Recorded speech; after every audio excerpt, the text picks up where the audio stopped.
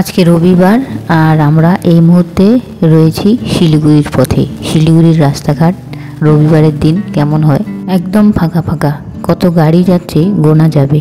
আর অন্য অন্য দিন শিলিগুড়ি এত ভিড়, এদিকে প্যাক ওইদিকে প্যাক, ওইদিকে হর্ন এদিকে হর্ন। তবে মার্কেটের দিকে একটু ভিড় থাকে, কারণ মার্কেটের দিকে অনেক লোক কিন্তু রবিবারেও কেনাকাটা করে, সেই জন্য মার্কেট এরিয়াটা কিছুটা ভিড় থাকে। তাছাড়া রবিবারে লোকজন ঘোরাফেরা করে, বাড়িতে আরাম করে, মাংস ভাত খায়। আর আমরাও সেই সুযোগের সদ্ব্যবহার করার জন্য রবিবারে ফাঁকা ফাঁকায় চলে আসলাম শিলিগুড়ি। আর আমরা এখন যাব সারদাস রেস্টুরেন্টে। দেখা হচ্ছে রেস্টুরেন্টে গিয়ে।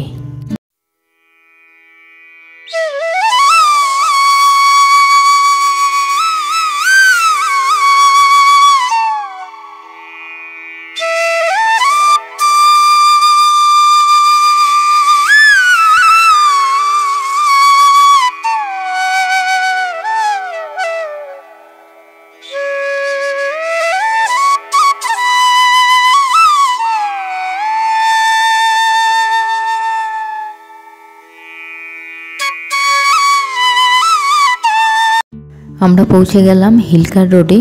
আর এই হচ্ছে সারদাস রেস্টুরেন্ট।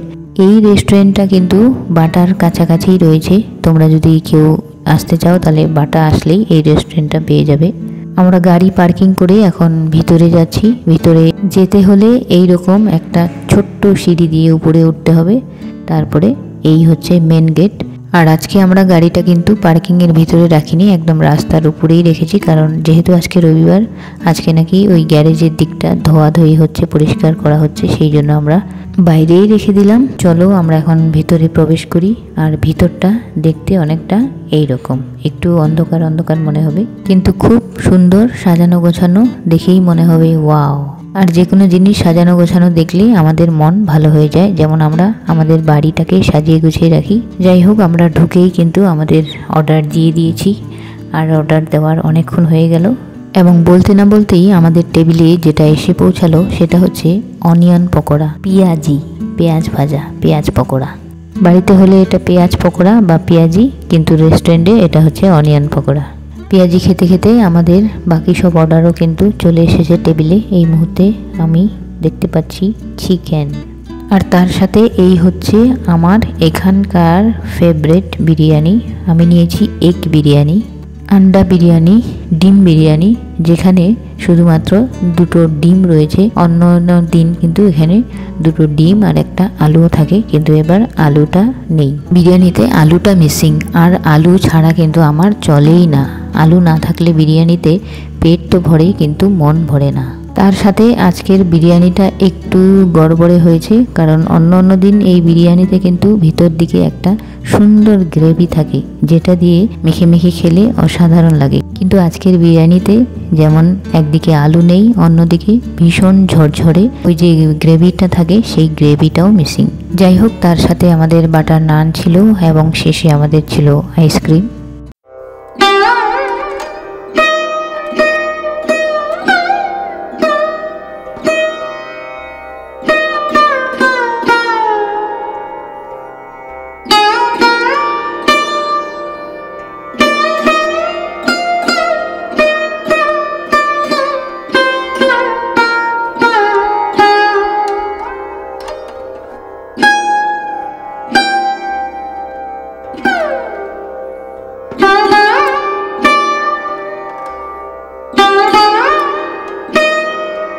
আমরা সারদাসে খাওয়ার পর হঠাৎ আমাদের প্ল্যান চেঞ্জ হয়ে গেল।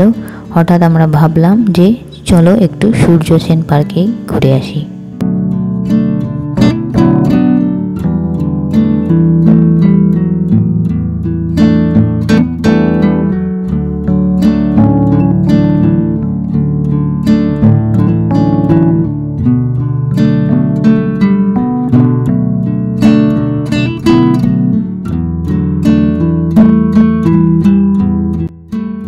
আজ যেহেতু রবিবার, তাই পুরো লোক গিজগিজ করছে, পুরো রাস্তায় লোক চলাচল করছে, দেখেই বোঝা যাচ্ছে।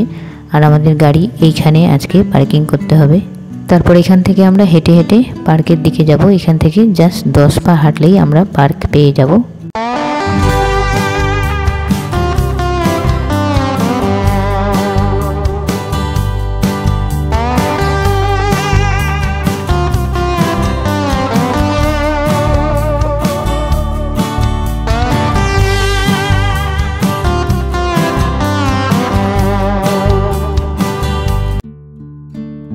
পার্কের ঠিক সামনেই এসে দেখি যেখানে টিকিট কাউন্টার রয়েছে সেখানে এই বড় লাইন। অন্য দিন যখন আমরা আসি তখন কিন্তু এত বড় লাইন থাকে না, আজকে রবিবার তাই এত বড় লম্বা লাইন, দুটো লাইন দেখছি এখানে আবার। তবে টিকিটের মূল্য একই রয়েছে, 15 টাকাই রয়েছে। 4 বছরের উপরে হলে বাচ্চার 15 টাকাই নেবে এবং বড়দেরও তাই সেম। পার্কে ঢুকেই প্রথমেই যেটা আমরা দেখতে পেলাম সেটা হচ্ছে এখানে যে একটা ট্রেন চলতো সেই ট্রেনটা এখন আর চলছে না। ট্রেনের বগিগুলো এদিক ওদিক হয়ে রয়েছে, হয়তো খারাপ হয়েছে, হয়তো সেগুলোকে সারাবে আবার চলবে। আর ওই যে লেকের মতো জায়গাটা যেখানে বোর্ডিং করা হতো সেই বোটগুলো ভাঙাচোরা হয়ে উল্টে পড়ে রয়েছে, অতএব বোর্ডিংও হচ্ছে না, ট্রেনও চলছে না। কিন্তু এখানে যেখানে সূর্য সেন লেখাটা রয়েছে, সাইনটা রয়েছে, তার পাশেই কিন্তু এখানে একটা নতুন জিনিস বানিয়েছে যেটা আগে ছিল না এখানে।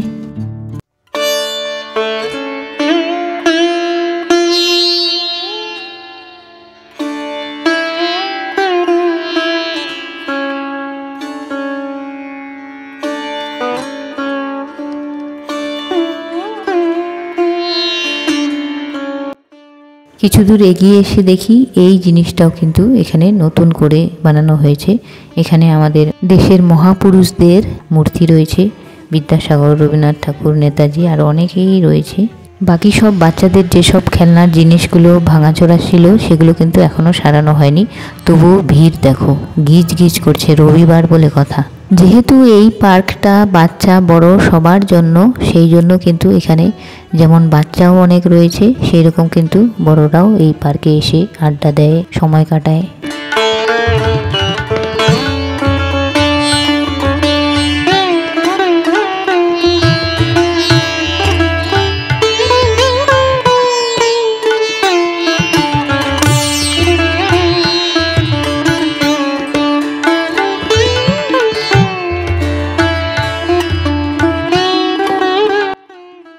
এখন প্রায় সন্ধে হয়ে এলো।